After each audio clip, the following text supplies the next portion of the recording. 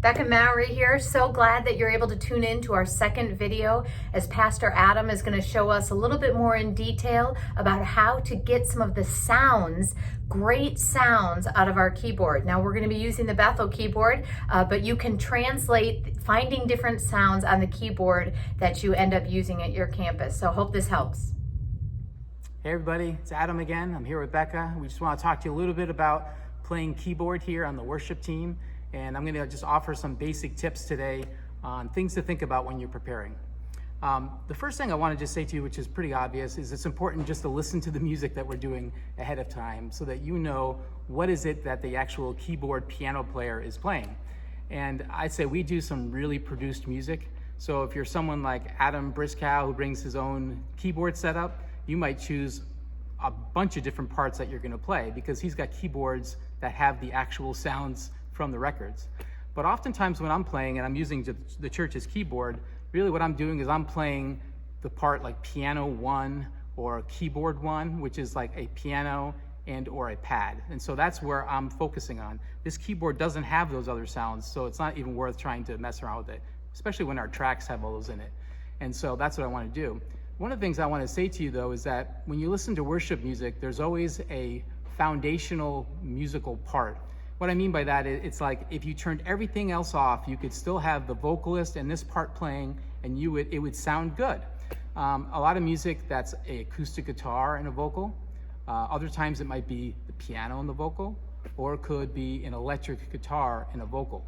The reason why I say that is that in our band, if a song has an acoustic guitar as the primary part, I want to make sure that as a keyboard player, I'm not playing too much or getting in the way of that acoustic guitar. Or if it's an electric guitar playing that major part, I want to make sure I'm staying away from it.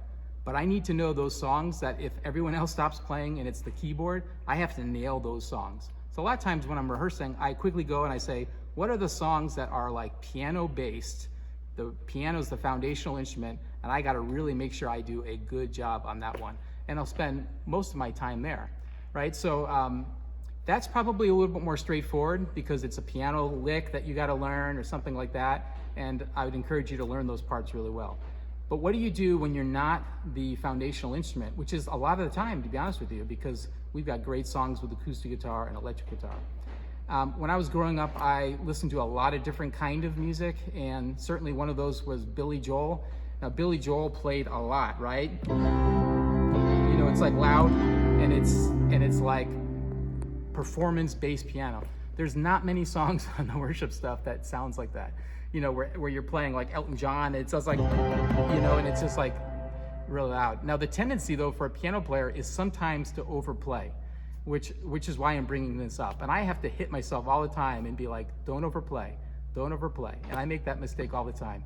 Other people I listen to would be Bruce Hornsby, which is actually at times very applicable, you know, to worship piano, where it's, you know, it's kind of piano country almost, or David Foster, and where it's like Chicago, you know, that stuff's great for piano ballads, and there's a place for that. But then there's music like I listen to Peter Gabriel, which is much more pads and just a great texture. And to be honest with you, a huge part of a keyboard player is just learning to play and be content with playing the pad in the right spot and playing it well. And it is important, it is insignificant, and it's not something to feel bad about.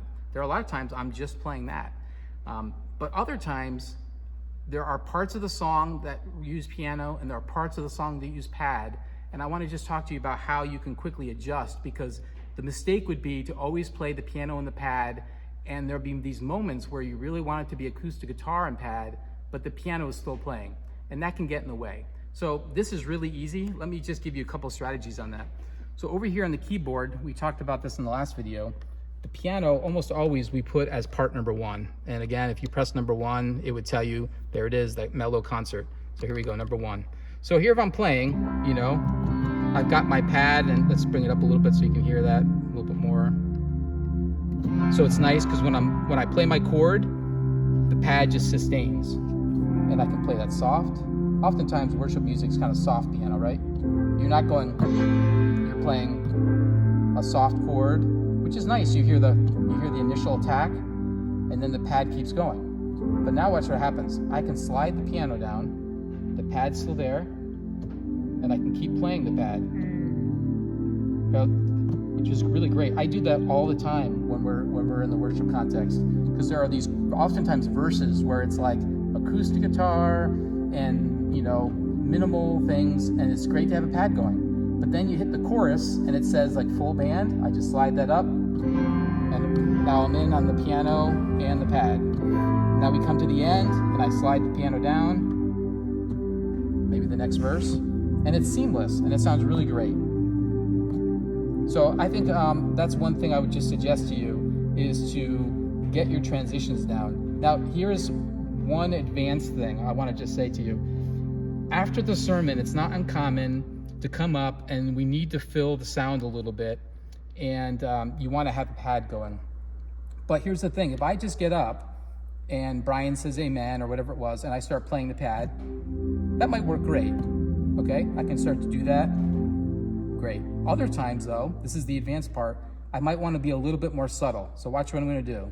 I've got the piano down. I note where the master volume is. It is so important to remember where it is, because you don't want to mess up the sound team. But I can see where it is, right? I take it all the way down. I play my chord, put my pedal down, so I captured the bass. Now watch. I'm fading in the pad. I'm back up to where it should be now. Now I'm good to go. That's just a little more subtle than coming in and just hitting the chord. It's not going to ruin the service if you don't do it that way, but it's just a little bit more sensitive, and I think it just kind of helps. So anyway, that's all I wanted to share today on that. I hope that's been helpful. I think we talked about how to play your piano part and pick the right part, how to use piano and pads together, and to know when just to use the pad so that you can have maximum effect. Great. Have a great day.